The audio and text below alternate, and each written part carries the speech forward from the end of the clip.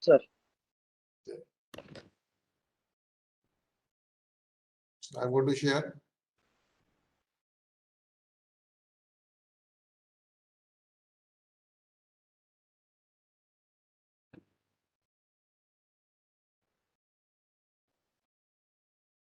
So am I audible? sir, yes, sir, Yes, sir. And my screen visible? sir,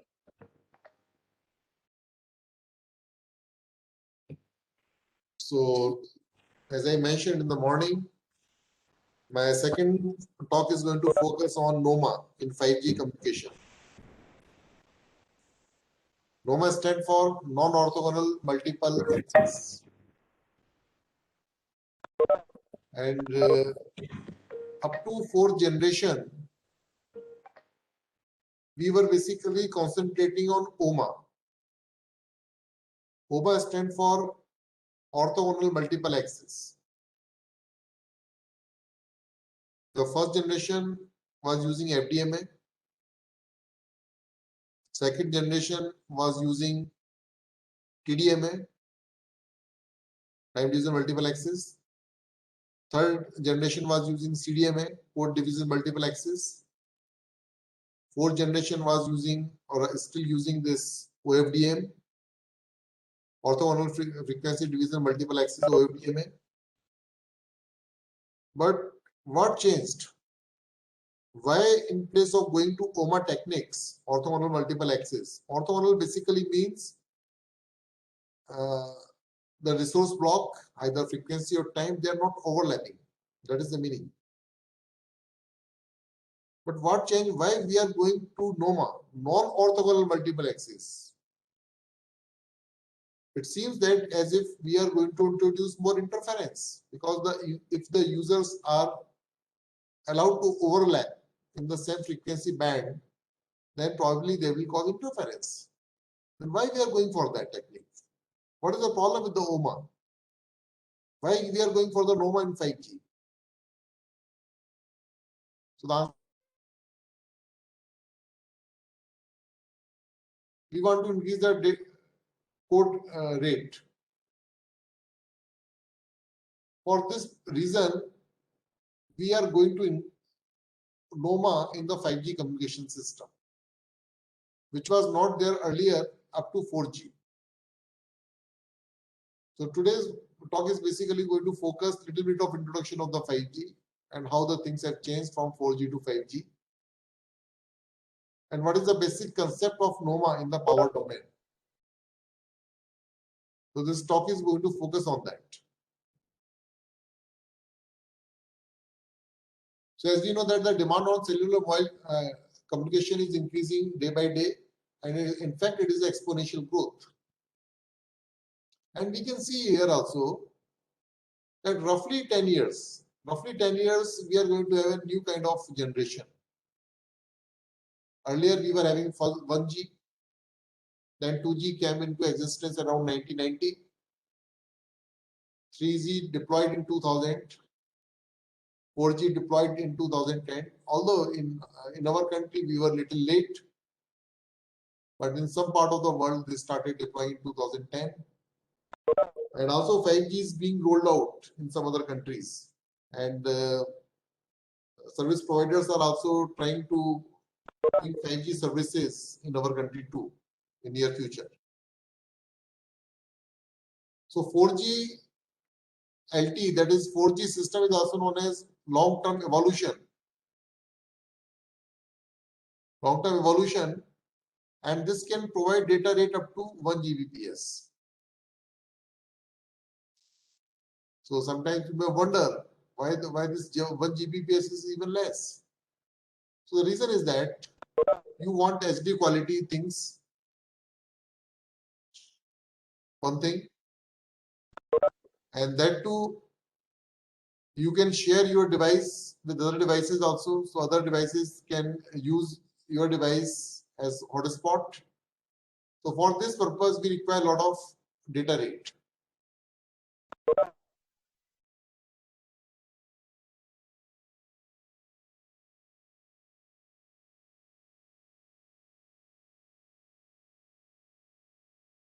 Okay.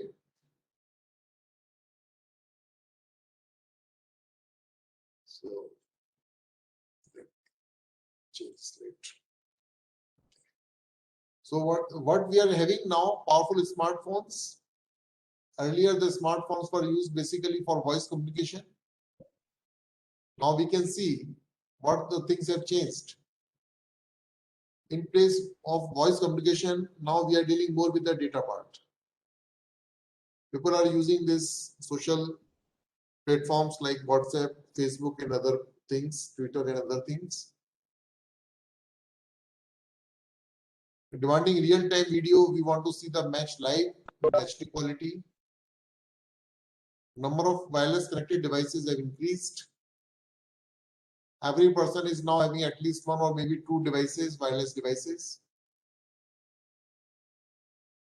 So that put a lot of constraint on this 4G system, because now in near future that is going to be beyond the capability of 4G to provide all these services.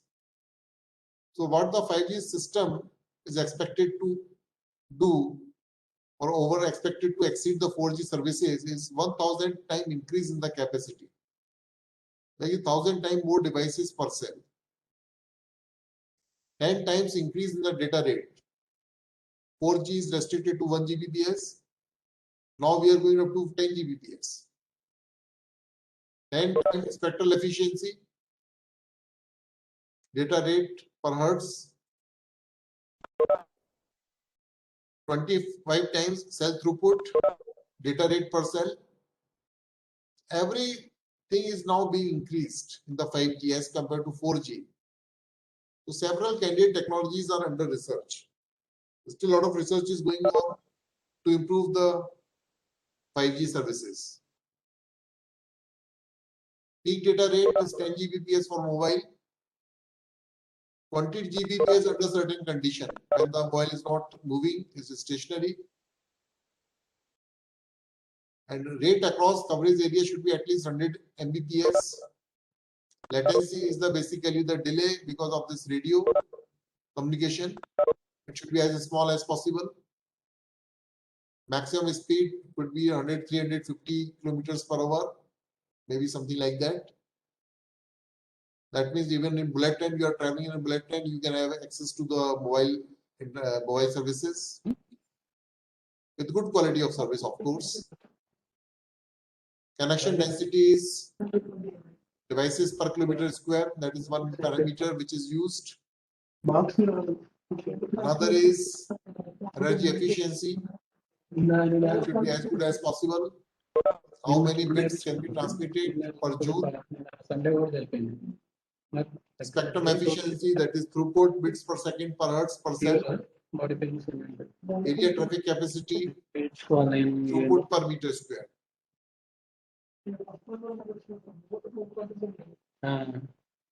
So 5G requirement is reliable connection anytime, anywhere.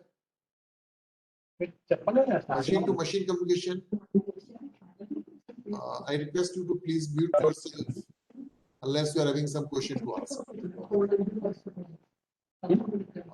Dr. B. Ravi, please mute yourself. Then device to device communication is there. Internet of Things. Internet of Vehicles. SD real time. Real-time video, mobile gaming, high energy efficiency, green system, lower latency, high reliability, Wi-Fi integration. So this is how the 5G will look like. So this figure is taken from a reference. We can see here on the left-hand side, we are having this application and services. And architecture and management is given on the right-hand side. This is a base station through which we can have different kind of application and services like mobile, this machine-to-machine communication, device-to-device communication, Internet of Things consisting of wireless sensor nodes maybe. Internet of Vehicles, connected vehicles, moving cells, dense small cells, spatial division multiple axis, where different antennas are transmitting to different receivers. Then we are going to have beamforming, where the multiple antennas focus their radiation in one particular direction. This is what is meant by the beamforming. Then we are having massive MIMO system. More than 100 antennas are there. It has got its own advantage. Implementation is not going to be difficult at the high frequency range where the wavelength is very, very small. Millimeter wave kind of communication, that is in the range of beyond 20 gigahertz, around 30 gigahertz, 25, 30 gigahertz range. Some bands are available because in the UHF, the bands are not that much available.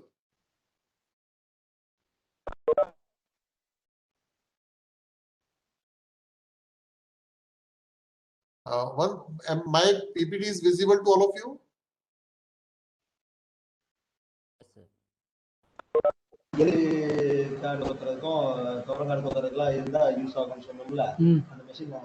My PPT is visible? Absolutely, sir. Okay. Visible, sir. Please mute yourself. Please mute yourself. Mr. Kumar, please mute yourself. You can communicate through some chat. So please mute.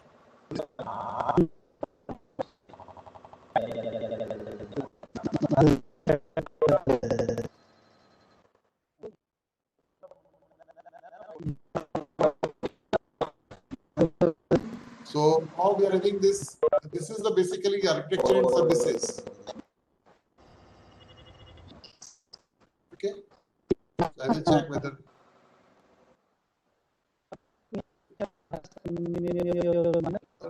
Please don't ask these questions like feedback link because the feedback is given the ACT portal.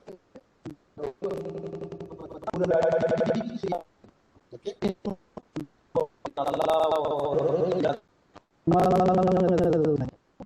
Mr. Kumar, those who are not receiving my voice clearly, I request them to please log out and log in again. There could be some problem at your end.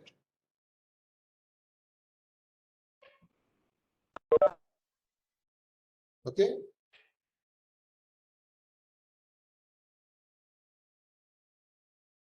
So this is basically the structure of 5G networks. So it is basically consisting of many technologies. It is not a single technology as such. We are having this split plane, that is control panel plane is there, user plane is there, control signaling and user data is also there. So many things are there. Cloud services are also going to be integrated with the 5G services. So many things are already there.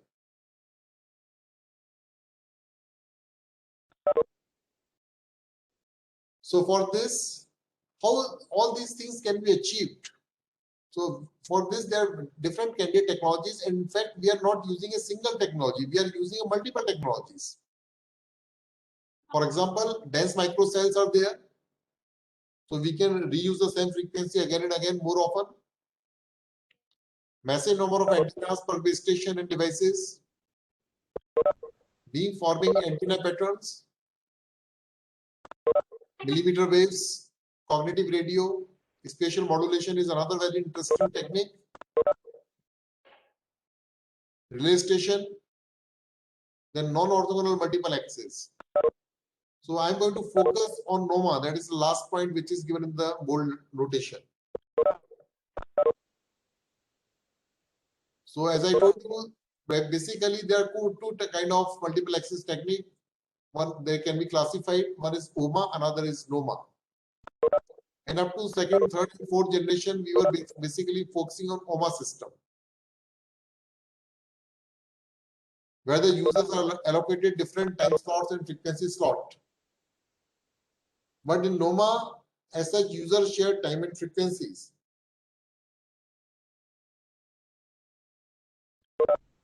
So, okay. So this figure will tell you briefly about that. So we are having this FDMA, frequency division multiple axis, where users are assigned the different bands. This I have already discussed in the first lecture. TDMA is also there, code division multiple axis is also there. And this is basically OFDMA that is used in the fourth generation. And we can see none of these techniques use power domain as such. Up to this point, OFDMA different colors basically tells you the different combination of time and frequency slots. For example, this blue one is using this particular time slot and using this much of frequency band. Here it is the same user could be using different time slot or different frequency band. So this time frequency division blocks, resource blocks are there in the OFDMA system, orthogonal frequency division multiple axis, but we can see they are not overlapping. They are either differentiated in time or they are differentiated in frequency. They are not overlapping. But in the NOMA, if you concentrate on this particular figure in the NOMA, we can see they are overlapping. They are overlapping in time. They are overlapping in frequency. And there also, there we are using different power axes, different power levels, in fact. So how this NOMA is going to improve the capacity, which at present look like it's going to create more problems. So we will see it. So little bit of OFDMA. First of all, why this OFDMA came into existence? Why this fourth generation came into existence? What was the problem with the 3G? As I promised that I will briefly go into the 4G also, little bit of that.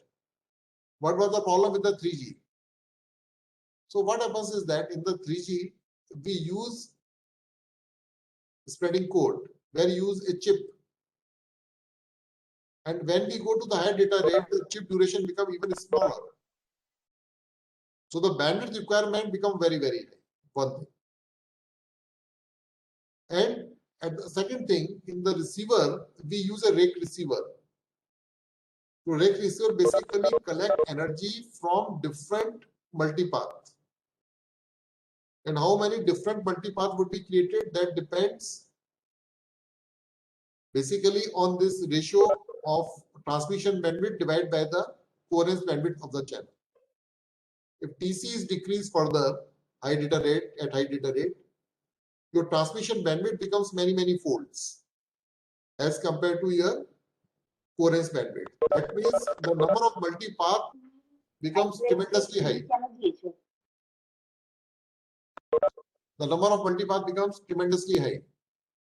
And to collect energies, SNRs, signal power, from different fingers or different paths, using the rake receiver becomes very complex. Please mute yourself. Please mute yourself.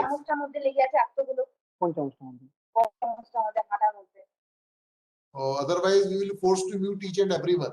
So please don't do that.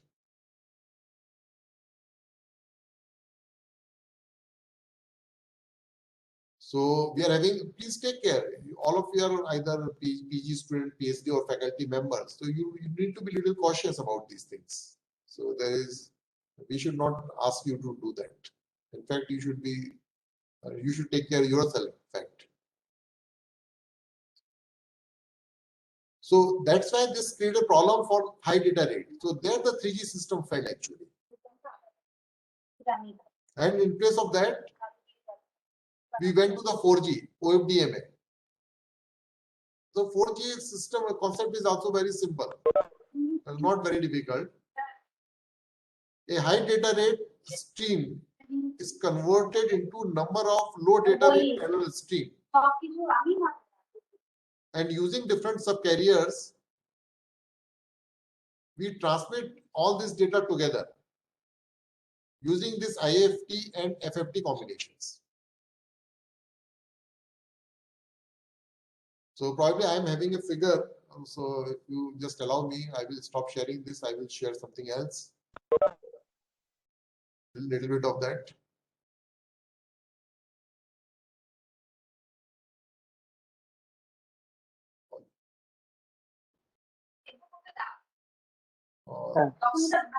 হ্যাঁ I request you to please mute. ভাসে নেই, পুরো ডুবেছিল, জলের মধ্যে পুরো ডুবেছিল।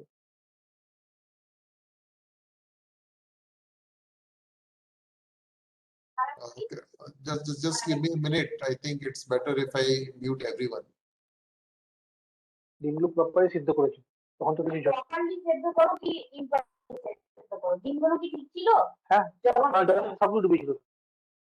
সেই আমার পচা জিনিস ছিল না, না না শরীর এখন অনেক খারাপ হচ্ছে তো, ডাক্তারের পয়সা নাই, ঠিক আছে? পচা জিনিস খেয়ে কোনো লাভ নেই। Hello, Karmakar sir, you keep mute. সেই জন্য এই পচা জিনিসে তোমার খুব অ্যাট্রাকশন আছে, ছাড়িয়ে দাও এটা।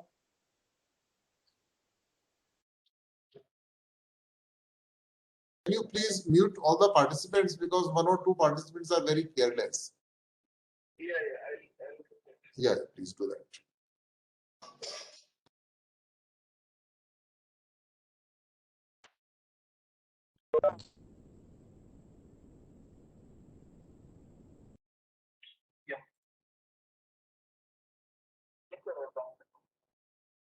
Well, actually, I did not want to do that, but anyhow, I needed to do that.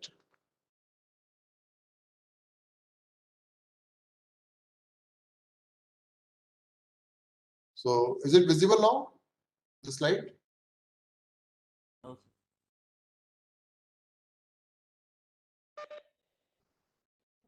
Yes, sir. So this is the basic concept.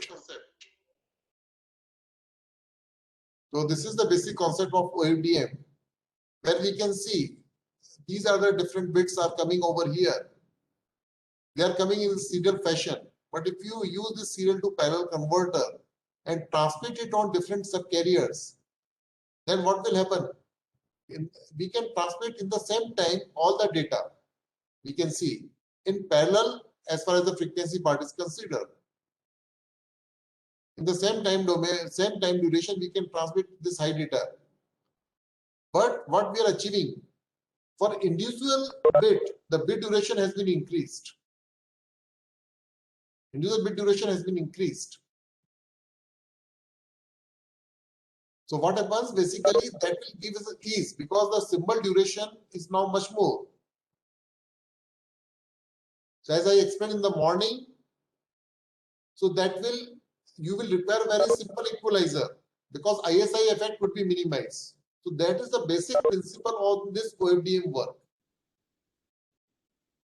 But the problem is that each bit is to be transmitted separately on each of the subcarrier. And unfortunately, the frequency spectrum is not that big. So we need to share this frequency spectrum.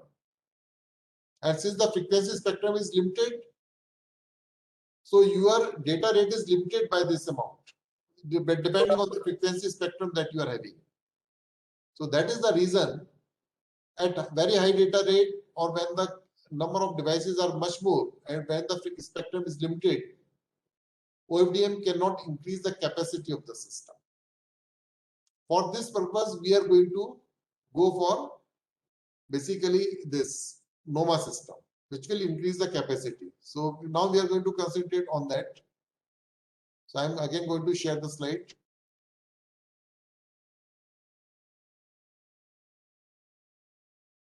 So is the slide of NOMA visible to all of you? Yes, sir. Yes, sir. Visible, sir. Yes. So non-orthogonal multiple access NOMA received considerable attention in 5G mobile network because of its superior spectral efficiency. So NOMA allows allocating one frequency channel to multiple users at the same time within the same cell. So that is the advantage actually. Same frequency channel could be assigned to multiple users in the same time. Another thing, non-orthogonal multiple scheme allows non-zero cross-correlation. Ideally, what we require, cross-correlation should be zero in the OMA technique. They should not overlap. They should not cause interference to each other. But in NOMA, we allow it to do that with the sole purpose of to increase the capacity. So how we are going to do that? That we will see shortly now. So NOMA allows allocating one frequency channel to multiple users at the same time within the same cell. The key idea of NOMA is to explore the power domain. So the power domain which we were not using earlier up to 4G is now being used in the 5G NOMA system. So we can see there is a comparison is given. We can see here this UMA technique is there. All the users are transmitting at the same power level. Here we can see it is either it is in the time domain or in the code domain or in the frequency domain. For power wise, we are not differentiating. But in the case of NOMA, suppose that you take frequency, time, or whatever it is, here we are differentiating the user, we are encompassing or we are accommodating more than one user. More than one user in the power domain. We can see here in this line particularly we are sharing 3 users in the power domain. Here we are using 2 users like that. So this is the basic concept of NOMA and how this is going to increase the capacity. That is the focus of this talk. So I see that this attention of all the participants so that we can understand the basic concept of it. So NOMA basically exploit power domain multiplexing. And superposition coding is required at the transmitter side and SIC is required at the receiver side. Not all the users require SIC, but except the one, all will require SIC, but the one user will not be requiring SIC. I will see what user will require SIC, others will not require this SIC. And what is SIC at all actually, that we will see. So, but please remember 2 things. Superposition coding is required at the transmitter side. Almost all receivers except one would be requiring SIC, successive interference cancellation at the receiver side. And all these users pairs can be served by NOMA if their channel gains are considerably different. I will explain this why it should be requirement. If the channel gains are not different, then you cannot apply NOMA there. You will not get any advantage of NOMA. And also power allocation strategy play an important role in the capacity enhancement. That what kind of power is allocated to the different user. This is a very, very important parameter. We are going to focus on these things. But 2 things we should remember. Implementation wise, superposition coding at transmitter, SIC at receiver. Another thing, you require different channel gains. But this requiring 2 different channels is not difficult because, for example, you are talking about the base station and a user is near to the base station. It is got, in all likelihood, it has got a strong channel. Another user is at the cell edge, at the boundary of the cell. This probably would be having very weak channel because it is far away from the base station. So you can pick this pair of users. One near to the base station, another at the boundary of the cell. So this will form a NOMA pair basically. So any 2 users which are having different channel gains will form a NOMA pair and there you can get the advantage of NOMA. But if you pick a pair of 2 users where both the users are having the same channel gain, then you will not get any NOMA advantage. Another thing is what type of, how much power is allocated to each user. 90% of power may be allocated to one user, 10% power allocated to the another user. So this power allocation also play very important role. All these points we are going to see it now. Okay, but there is also some disadvantage. NOMA basically increase the receiver complexity because you are going to use SIC in all the receiver except the one. And typically, it is not necessary, although in the slide it is written, but typically normally you give more power to the weak user, which is having less channel gain, and less power to the strong user. But this is always not true. But the only condition that needs to be fulfilled is that two users should have different channel gains. So the weak users can decode their high powered signal directly by treating other signals as noise. But that means the user which is having poor channel, they can directly decode its own signal and treating other signals as noise. And remember, in the wireless communication, everything is broadcast, everything is being received by each of the receiver. In contrast, those users which are having better channel conditions, strong users adopt the successive SIC or successive interference cancellation technique for signal detection. In NOMA, the low power signals are recovered after SIC. It has been demonstrated that by using superposition coding together with SIC, we can have better capacity now. So how can we do now? Let's start doing this. OMA versus NOMA. So basically, there's a user A is there, whose signal XA is there. This is OMA technique. Another user B is there, its signal is XB. So in the OMA technique, we can see they are not overlapping. Suppose that I am taking frequency, or you can use a time also. They are not overlapping. So narrow transmission bandwidth per user, we can see, because suppose that the total bandwidth is this much, but this bandwidth is to be divided in two users. Each user will get a small bandwidth. This is in the OMA. Now NOMA with SIC, successive interference cancellation. First thing, the complete bandwidth is given to both the users. But the users are given the different power levels, because this is the power level. In this direction is the power basically. The two users are given the different power levels, but they are given the complete bandwidth. So wide transmission bandwidth means you can transmit at high data rate. But the question is that if you are sharing the frequency, how can you separate the signals for two users? So the idea is given here. Here you are having this XA signal from the user A, XB signal from user B, plus noise is there. This combined signal is coming.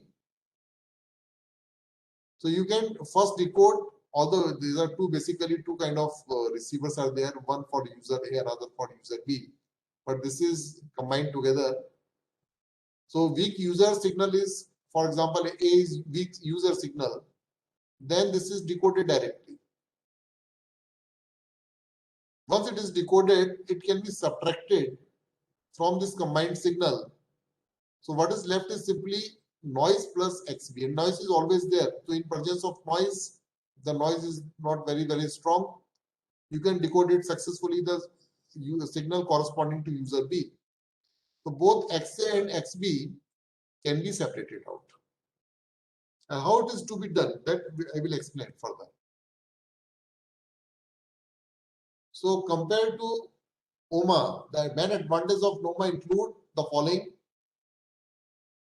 improved spectral efficiency, higher silage out throughput, low transmission latency, relaxed channel feedback, superposition coding, and SIC. Another figure is mentioned over here to differentiate between OFDMA and NOMA. The number of subcarriers are there for user equipment 1, user equipment 2, but number of subcarriers can be increased in the case of NOMA for two users. More the subcarrier means higher the capacity or higher the data rate basically. But now we are using the two different power levels. So NOMA can be implemented in port domain also, but we are going to focus in the power domain. How the NOMA can be implemented in the power domain.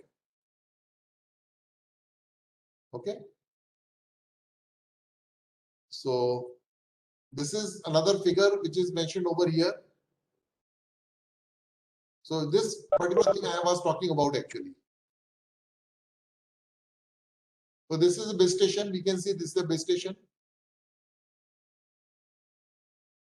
This is user equipment 2 without SIC receiver. User equipment 2 is at the cell edge, at the border of the cell, at the corner. Here the channel gain is not strong. We can see user equipment 1 is near to the base station. It is having a strong channel gain, large channel gain, because it is near to the base station. So those users which are having good channel conditions, they are provided with the SIC receiver. And poor channel gain user, for example, user equipment 2 is not having SIC receiver. This is not required for them. I will explain why it is not required. And we can see we are using two color, green and magenta. So green is used for user equipment 1 signal and magenta is used for user equipment 2. So we can see higher power is allocated in at the base station. Higher power is allocated to the weak user, and a small power is allocated to the user equipment 1. And both the user signals are being overlapped. They are going to share the same frequency. Okay. Now the same combined signal reaches to both user equipment 1 and user equipment 2, because the wireless channels are broadcast by nature. So whatever you are transmitting to the base station, the same would be received. Of course, they would be multiplied by the corresponding channel gains, but the same signal information would be received by both the user equipment. So what happens is that here in the user equipment 1, you are going to apply successive interference cancellation. And why it is to be done, that we will see some information theory perspective. But for the time being, you assume that you are applying SIC over here.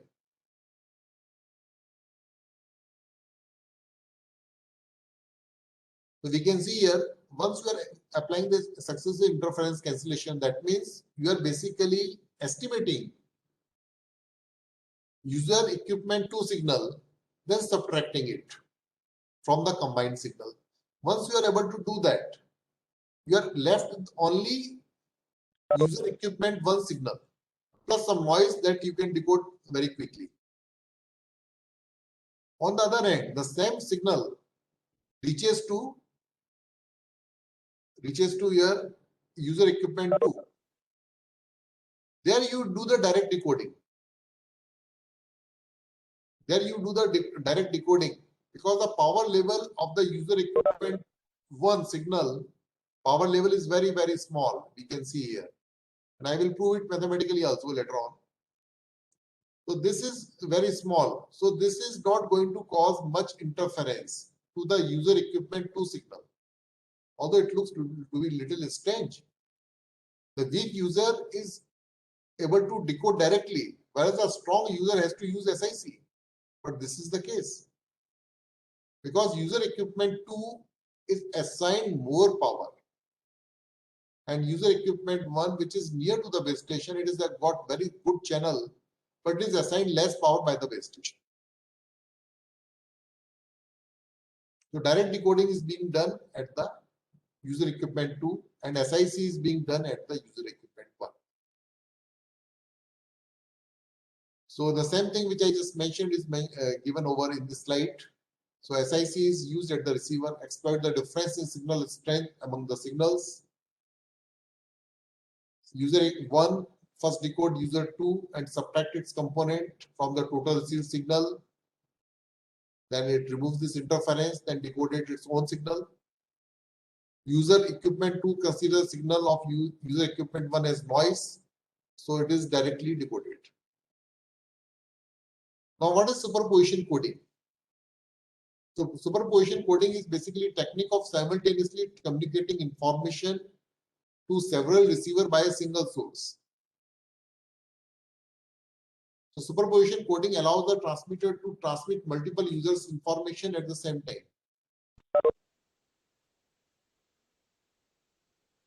At the transmitter and successive interference cancellation at the receiver make it possible to utilize the same spectrum for all users. At the transmitter side, all the individual information signals are superimposed into single waveform.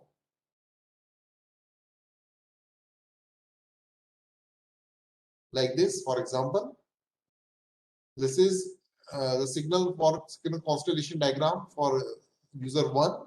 This is the signal constellation diagram for user 2.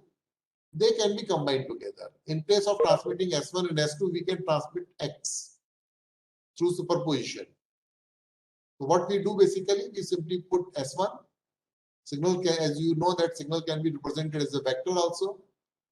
So at the end of the first vector, you put the second vector, then you or join it from the origin. So this is X is the combined signal. So superposition has taken place at the transmitter side. Now next is the successive interference cancellation at the receiver side. So what happens is that I will better explain from this figure itself. In the SIC, what happens is that a combined signal and the combined signal is from the different users are marked as three things like that. This magenta is basically a signal from the user, and green one is another signal user, another signal from the other user, and the blue, light blue is could be your noise.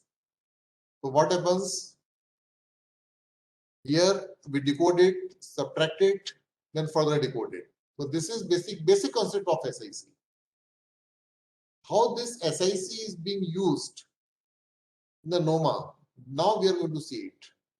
So I will stop sharing this. Now I will do a little bit of, I will write some notes on that. So I will stop sharing this particular thing now.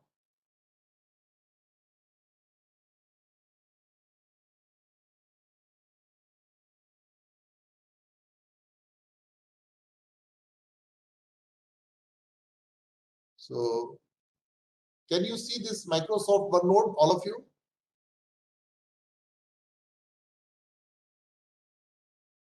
Yes, sir. Is it visible? Yes, sir, it's visible. Yes. Thanks, sir. So I'm going to put something over here now.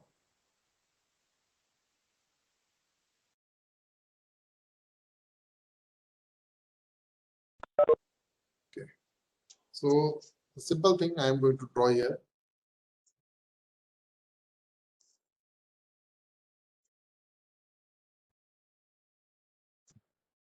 This is the base station, and this is user 1. I am saying it is user 1. Whatever I am drawing, is it visible to all of you?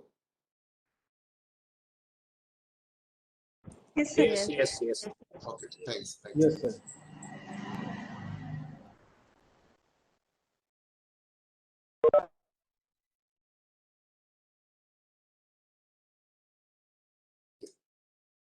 So we can see user 2 is having a channel gain of H2,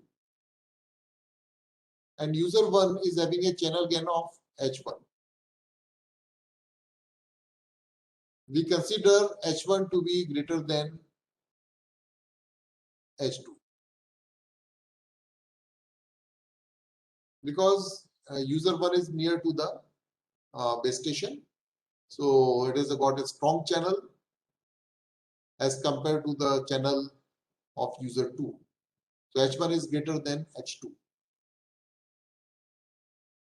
Now U1, a base station, we are basically considering downlink communication, although the concept could be applied to uplink with little bit of coordination among the users. But downlink, we are using it, that is based to mobile communication. Based to mobile communication, downlink. User 1 is having signal X1. User 2 is having signal X2. and P is the total power available at the base station. Power available at the base station.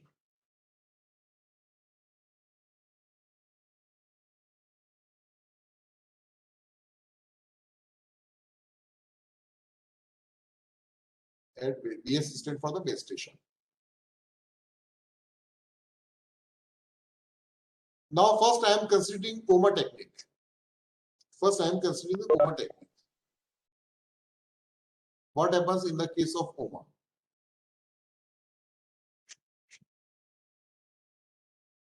Suppose that you are giving all the power to user 1. You are giving all the power to user 1. So what will happen? You are receiving a signal like Y1, which equals to H1 gain square root of P. H is basically the amplitude part. So power is square root of power is nothing but your amplitude. So that's why I took the square root of power. Then your signal X1 plus some noise N1. So if I plot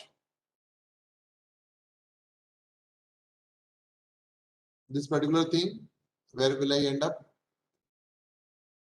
Suppose that I am plotting this rate, achievable rate, coming from this information theory part. Just all the power is allocated to the user 1. It can, noise is not much, so it can successfully decode at the receiver of user 1. I am talking about Ohmer right now. I am not discussing Ohmer right now. Please understand. So I can achieve a code rate of R1, where I can, this is the maximum rate where I can decode the information without any error. This is the code rate. And this is not very difficult to get. Suppose that you are having a unit bandwidth. Bandwidth allocated is 1. Then you can use Shannon's third theorem to get it. And what is the Shannon first theorem? Will tell you R1 is going to be log 2 to the 1 plus SNR. So this is going to be P1, sorry, P H1 square divided by the noise power N01. So this is a very simple thing that you can calculate. Similarly, if I give the whole power P to the user 2, what will happen? Y2 will have H2 square root P X2 plus noise. So similar to the equation which I used for R1, I can write equation for R2. Log 2 1 plus P H2 square divided by H02. H02 is nothing but the power, noise power of the second user. So here for user 2, I can mark it somewhere. This is the R2. So what will happen now? Either you can have R1 code rate when you are giving complete power to user 1, or you can have R2 code rate when you are giving complete power to R2. But if I want to send the data to both the users, is there any way out? Yes, there is a way out. And this is what Ohmer does actually.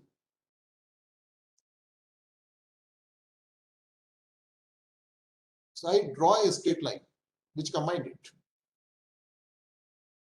I can achieve any rate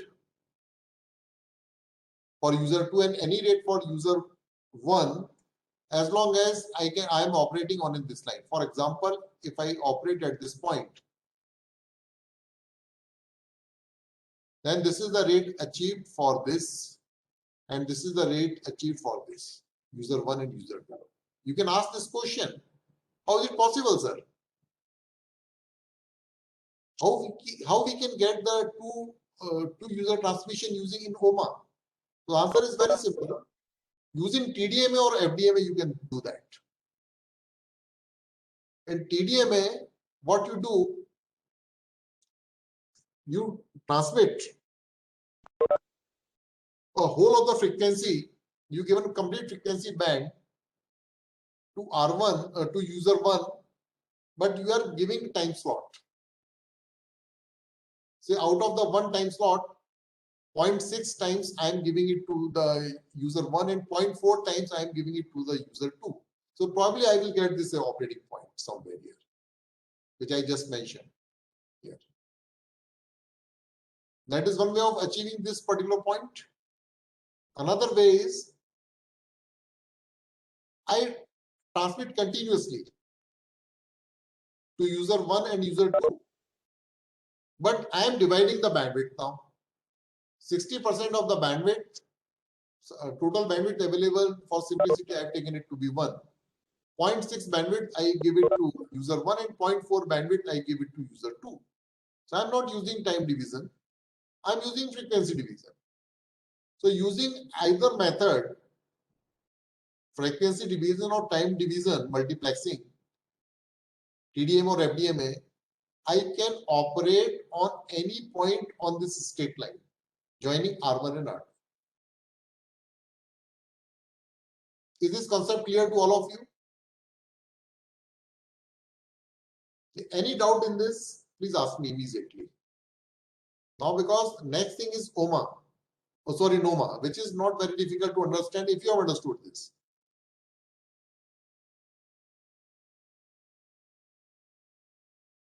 So this is simple thing. Okay, this is OMA, and using this TDMA or FDMA concept, we can operate on any point on this line, and we can divide the rate.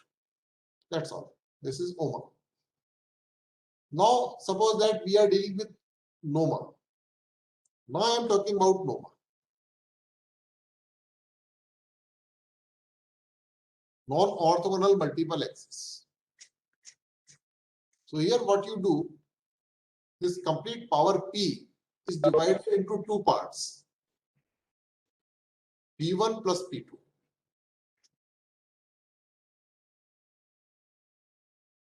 We are dividing it into two parts, P1 plus P2.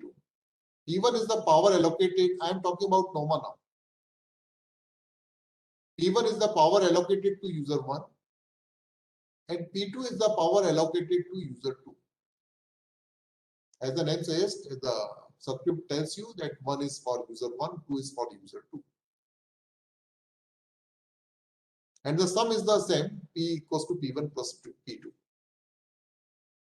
Again, the signal is X1 for user 1, X2 for user 2.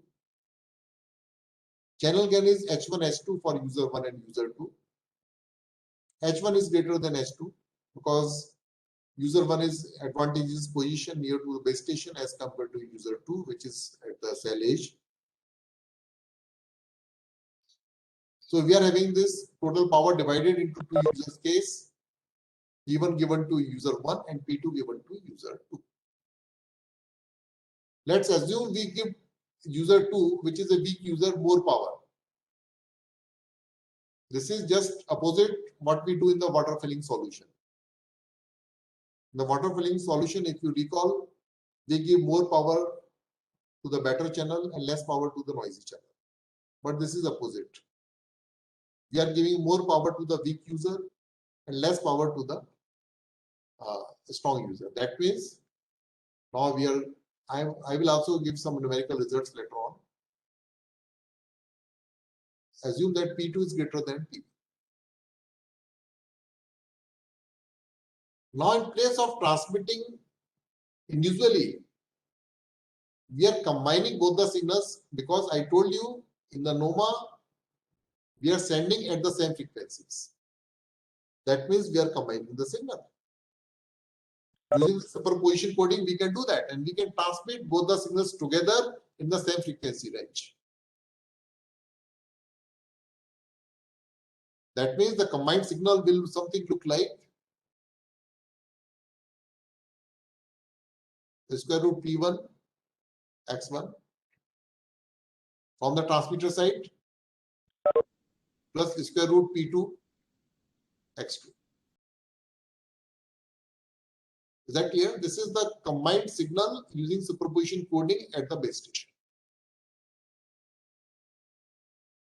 Now this signal is transmitted. So what will happen? First, I am talking about user 2. User 2, what it is going to receive? Y2 is going to be, since channel gain is to be multiplied with this combined signal, so square root P1 X1 plus square root of P2 X2 plus noise N2. And remember, P2 is greater than P1. So if you expand it, what you are going to get? S2 square root of P1 X1 plus H2 square root of P2 X2 plus N2. So this is what you are receiving at the weak user side.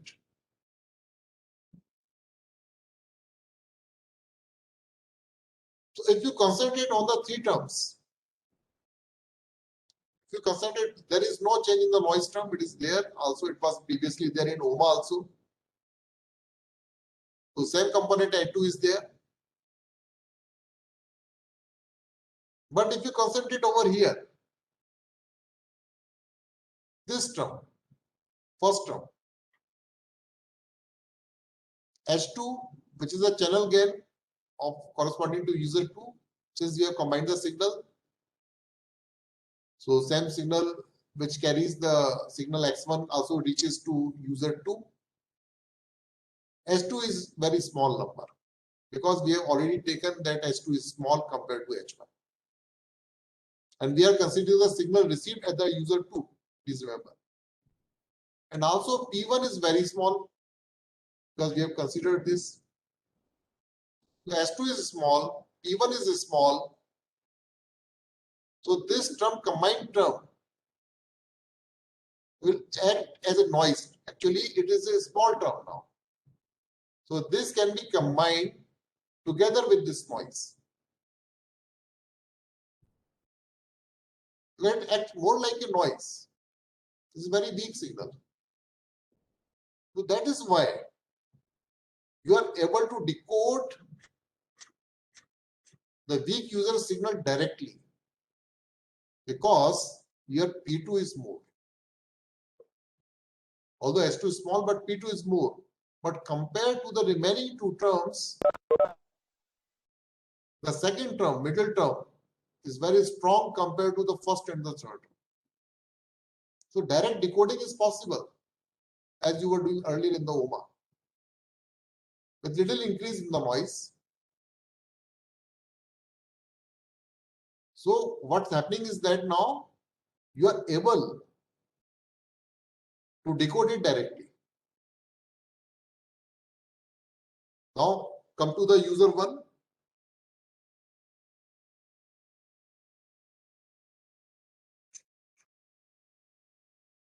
User 1 is going to receive Y1, which is nothing but H1 multiplied by this combined signal, because combined signal is transmitted by the base station.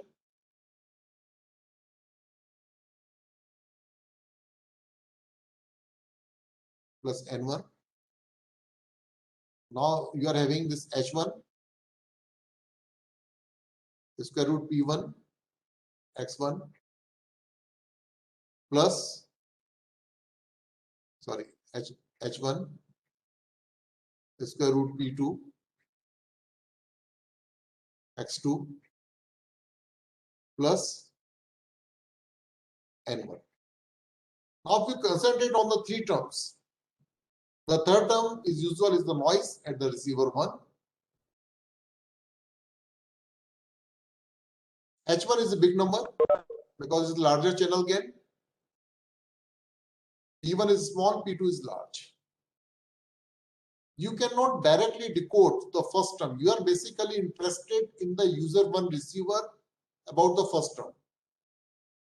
Because you are receiving the signal, sorry, at the receiver of first term. So first, receiving the signal at the receiver one. And you are interested in getting X1. You are not interested in getting X2. But unfortunately, the second term is a dominating factor. Because H1 is same in the first and second term, but P2 is strong compared to P1. P2 is large. So the second term cannot be treated as noise, which you did in the case of user 2 decoding. So second term cannot be treated as noise. So this second term is important term. Now if you compare the first and the second term, assuming that X1 and X2 is having similar kind of level, H1 is common. So first term is weak compared to the second term, but you are interested in the first term. So what you should do? Decode the strong signal first. That is the second signal, you should decode it. You can decode it easily because this is a strong signal. Compared to the first and third, second is a strong signal. So what you can do after decoding it, you will get the estimate of X2. So estimate of X2, you are going to get it. So this is the usual notation used for the estimation purpose, head over X2. So X2 head is the estimate of X2, and in all likelihood, you are going to get a good estimate of it. So this using this successive interference cancellation at the strong user 1, you estimate this X2, then multiplying this H1 and P1. H1 and P1. Then subtract it. That is why interference cancellation. This word is there. Subtraction means cancellation. And if X2 is a good estimate, X2 head is a good estimate of X2. So the second and fourth term are going to be nearly equal. I am not writing the different steps again and again.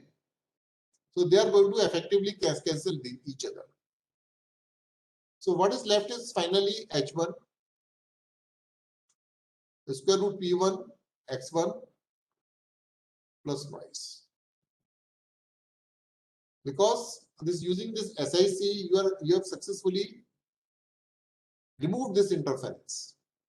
So that's why word is SIC. So now with this term, sorry, you can now you can decode it and you can get your X1. So this is the basic idea behind NOMA. But the question is that, how does it benefit? How does it benefit? There is a question. So why it is giving benefit over OMA? Can any of the participants please tell me this? Why it is giving benefit over OMA?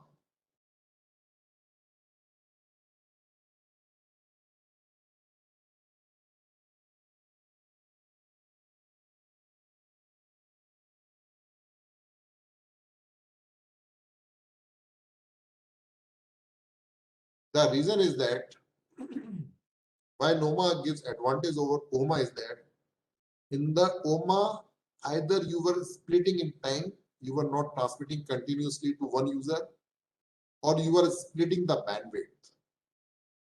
Here you are not doing anything. You are continuously transmitting. You are using the same bandwidth for both of them. So overall, you are going to achieve a good data rate. as compared to OMA. I repeat, you are not splitting in time. You are not sharing the bandwidth. In fact, both are using the same bandwidth. And you are not using this time division multiplexing, time division multiplexing.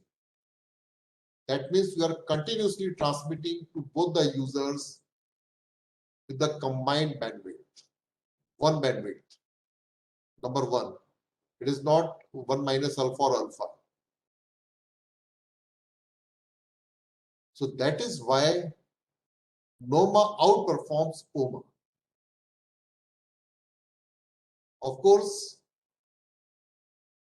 so the curve that we are going to get here is something like this. Something like this.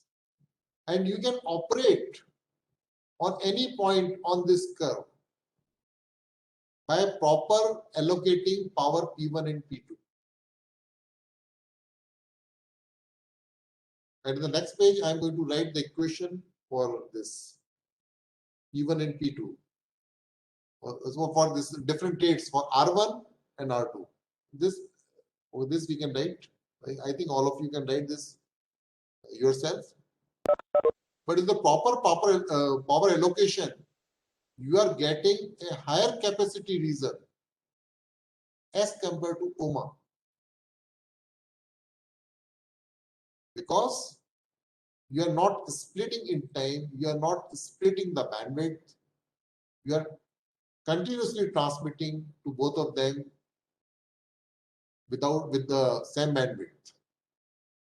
So that's why this NOMA outperforms OMA, and that's why it is being used in the 5G.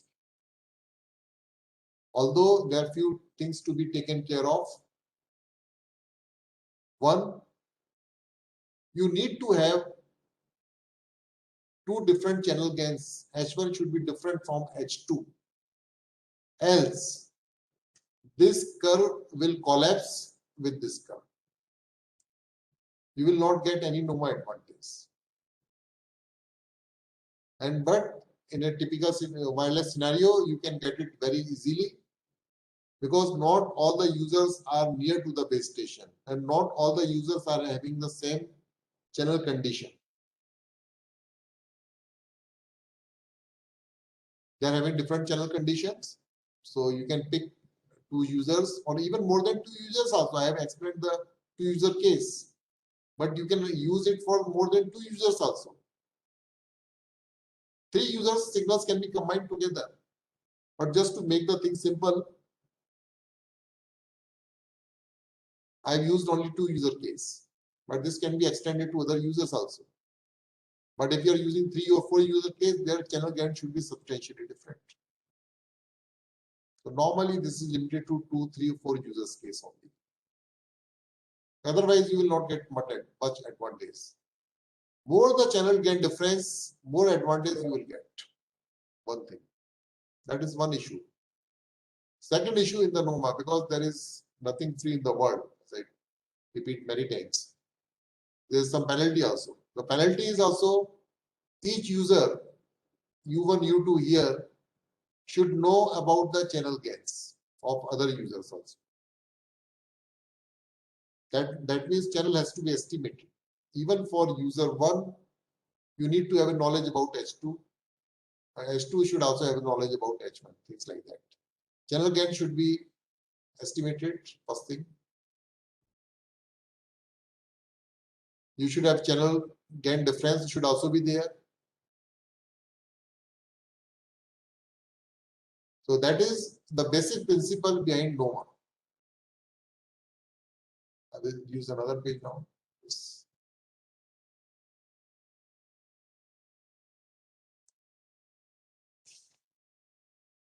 So if you compare with the OMA, I am taking a reference from one of the IEEE paper.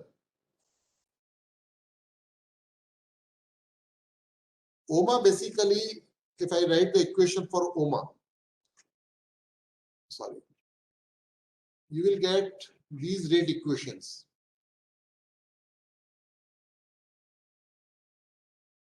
R1 equals to alpha, and alpha, please remember, is less than 1.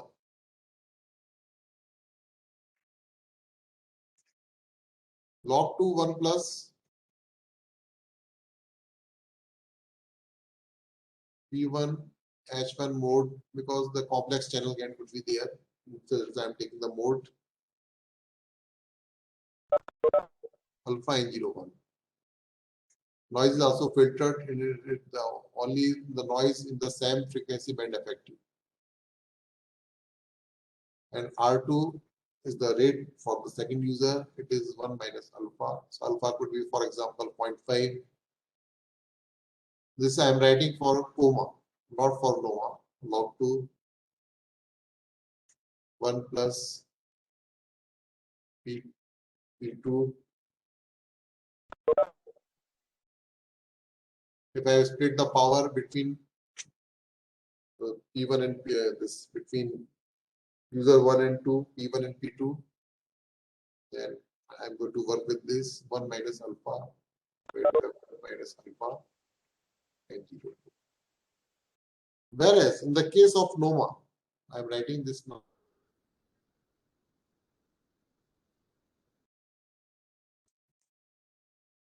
R1 is going to be log 2 because there is no sharing of the bandwidth.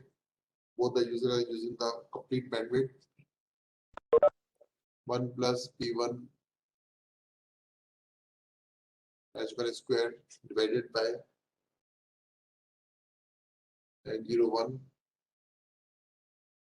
R2 is log 2. It is bandwidth factor is still 1 because second user is also using the same bandwidth. 1 plus P2 S2 square divided by, because the second user is treating the first user signal as a noise, P1 is small compared to P2. Remember it? Sorry, this is S2 plus N02. So this is the second equation. From this, you can make some kind of rough calculation yourself. So for example, a little bit of calculation is being done. Suppose that you take alpha to be 0.5, alpha, let alpha be 0.5, and you take, in the case of OMA, I am taking, in the case of OMA,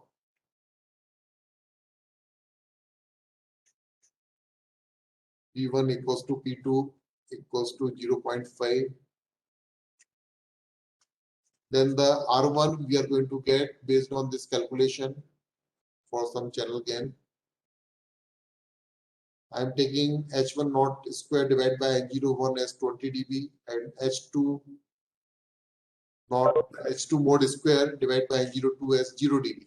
For this particular case of channel gains, I repeat, if I take this, I'm writing this separately here, H1 mod square divided by N01 as 20 dB and H2 mod square divided by N02 as 0 dB. For this particular channel gain configuration, I'm going to get R1 as 3.33 bits per use of channel and R2 as 0.5. On the other hand, in the case of NOMA, using the same channel gain and noise power, because alpha is going to be 1 in both the cases now, for both the users in NOMA, and P1 is going to be 1 over 5 of P, and if I take P2 as 4 over 5 P, and using the above equations, R1 is calculated as, in the case of NOMA, as 4.39 and R2 is is calculated as 0.74. So we can see compared to OMA, NOMA will offer you advantage of 32% and 48%. So this is the power of NOMA as compared to OMA. So I hope that the things are quite clear now. So if you are having some doubt on this, so please feel free to ask any question.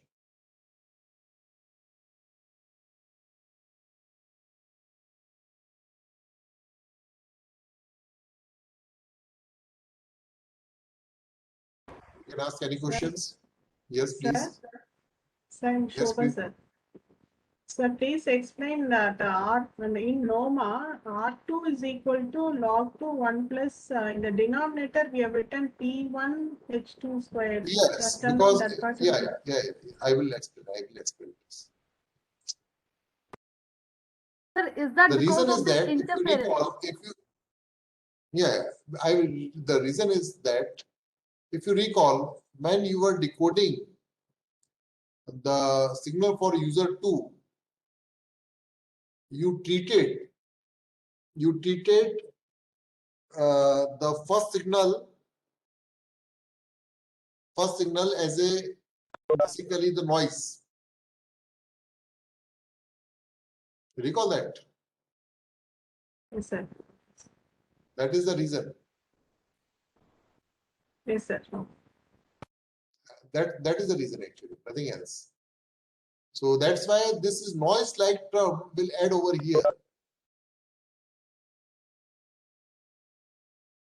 Is Got it it, sir. okay? Got it, Whereas sir. in the case Yes, of R1, you have completely eliminated the interference caused by user 2. You have subtracted it. So that's why in the denominator there is only N01. Because you asked a very good question, because many times we forget these small things and we get some wrong results. And also, if you in the case of OMA, since we are splitting the bandwidth, alpha could be 0.5 or 0.4, whatever it is, depending on how much data rate you want to give to one particular user. That's why, but the noise is also only that noise effective which is passing through the same frequency band. So that's why alpha is also there in the denominator. Both and 1 minus alpha is also in the denominator in the case of OMA, orthogonal. But in the case of non-orthogonal, since you are using eliminating the interference completely, so only N01 is there and you are using the complete bandwidth, so alpha is 1 over here. Now in the case of second user, the first user is treated as the basically the noise part. And I have not mentioned clearly, but it is understood that E of xi square, E means expectation operation, equals to 1, where xi is your 1 or 2. That means both the signals are having the same power originally from the constellation. That is, expected value of x1 square is 1, expected value of x2 square is also 1. That's why they are not coming in the picture, because they are same actually. I hope that this is now quite clear. Yes, sir. Yes, sir. Someone asked another question. I will just try to go through that. Due to dynamic nature of user, both users close to base station having same power, how we decode? Then it's in this case you have to work with the OMA. There is no way. There is no way you can get the NOMA advantage, because the first and the foremost requirement is there should be a channel gain difference. Otherwise, the NOMA curve will collapse with the OMA curve. But in this case, you can dynamically, if the second user is coming closer to the base station, then you can pair dynamically with some other user which is still far from the base station. Objective is overall the system capacity is increased. இங்கே அப்பதான் wifi connect ஆகும். Any other question, please? Okay. Any other question?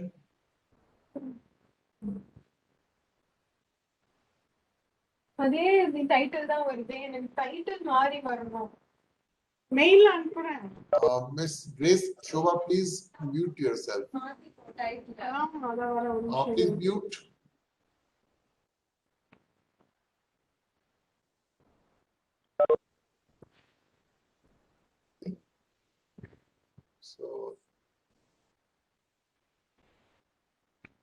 So I think a few participants could not attend the morning session due to some technical hiccups. So this is also there is always a possibility of this trend in the online kind of things. So I'm sorry because if there is some problem from our side, some of you might not have received the link. So what we are trying to do is now we are creating a WhatsApp group. Miss Grace Shobha, please kindly mute. Sir, I have a request, please. Or Miss Arju, can you mute both of them? So what we are trying to create a WhatsApp group, and there we are going to share the link also. பிடிஎஃப்ல எடுத்துர்க்கேன் ஒரு நிமிஷம் That is what we are going to do that now. And as I told you that attendance is compulsory because this is not in our hand. This is to be taken care by the AICT, and final authority of issuing the certificate rests with the AICT, not with us. We are simply coordinator and facilitator. Is it possible to share this today's class, sir? In the afternoon, I think you, Miss Arju, please mute those participants who are speaking. And in the afternoon session, another session is there from 2:30 onwards. That will be taken care by Dr. Wilfred Godfrey, who is a faculty in IIITM Gwalior and is also the coordinator of this particular course.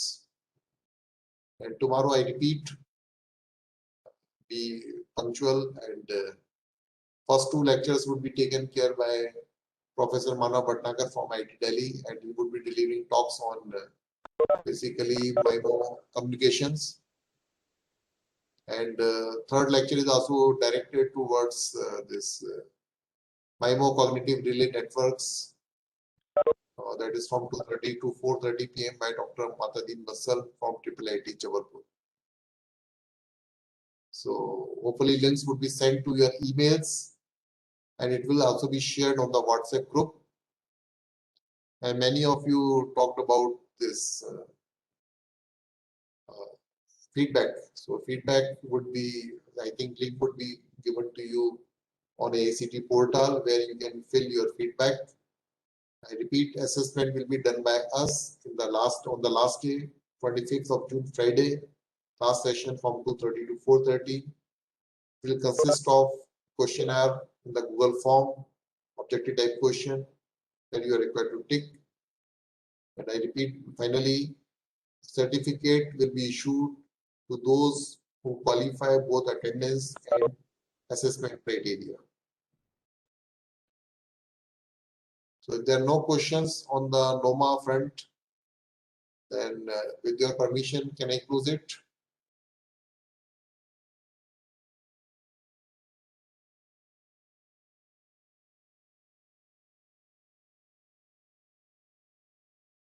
Some question is coming from this side.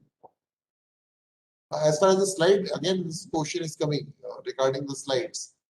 So I repeat this, at the end of this course, all the sessions are being recorded. The link would be provided on the and sent to you individually also on AICT portal also. So from there you can see all the slides and all the lectures yourself. Thank you each one of you for listening and paying your attention to the talk. WhatsApp group will definitely do that. Thanks. Okay, yes, please. Any question? Sir, the attendance link, sir. Attendance. No, we are going to share the link on WhatsApp also other than email. That is what we are saying. Okay. So anyone can join through this immediately from Voilas. Sir, can you share the WhatsApp group link here, sir? I think it is still being prepared, so it will take some time. Through email, we will communicate to you. And please tell me, all of you got this Webex link on your email? Yes, sir. We have this through mail. Okay. Yes, sir. Yes, sir. Yes.